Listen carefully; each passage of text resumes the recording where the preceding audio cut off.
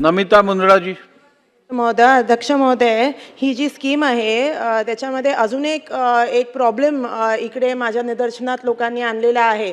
तो आहे की जसं माननीय मंत्री महोदयांनी आता जी सांगितली, जी शेड्यूल आहे, जे फॉर्म करायला लागतं, ह्याच्यामध्ये एक ॲडिशनल स्टेप असा आहे की संबंधित नगरपालिका नाही तर ग्रामपंचायत इकडे जाऊन तुम्हाला एक लेटर घ्यायला लागतं की 90 दिवस आम्ही इकडे काम करत आहोत ह्याच्यामध्ये, मग आपल्याला ह्याचा फायदा मिळतो. तर हे जे लेटर आहे ह्याच्यामध्ये मागच्या आय थिंक 1 वर्षापासून ग्रामपंचायत देत नाहीये, कारण खूप सारे फ्रॉडचे प्रकरणं झाली. काय काय लोक येतात, म्हणतात आम्ही इकडे काम करतो, पण ते कामगार नसतात. तरी पण ह्या जसं माननीय ह्यांनी जी लक्षवेधी मांडली आहे, तर ह्याच्यासाठी जर आपल्याला कुठलं वे ऑफ कन्फर्मेशन करता आलं आणि हे जे खरंच गरजू कामगार आहेत त्यांना जर आपल्याला बरोबर पद्धतीने ते प्रमाणपत्र देऊन त्यांना ह्या लाभचा फायदा करता येईल, असं काहीतरी मंत्री महोदय ह्याच्यासाठी करणार आहात का?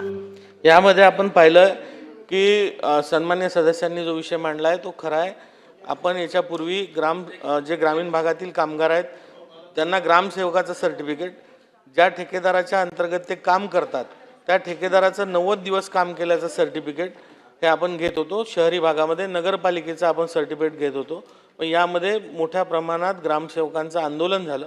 आपण या संबंधात ग्रामविकास विभागासोबत वेळोवेळी बैठका केल्या, पण अजूनही त्या आंदोलनातनं तोडगा निघाला नाही आहे. त्यामुळे तोपर्यंत आपण जे ठेकेदार ज्यांच्या इथे यांनी काम केलं आहे अशा ठेकेदाराचं 90 दिवसाचं अनुभवाचं प्रमाणपत्र घेतो आहे आणि त्यावर त्यांची नोंदणी करतो आहे.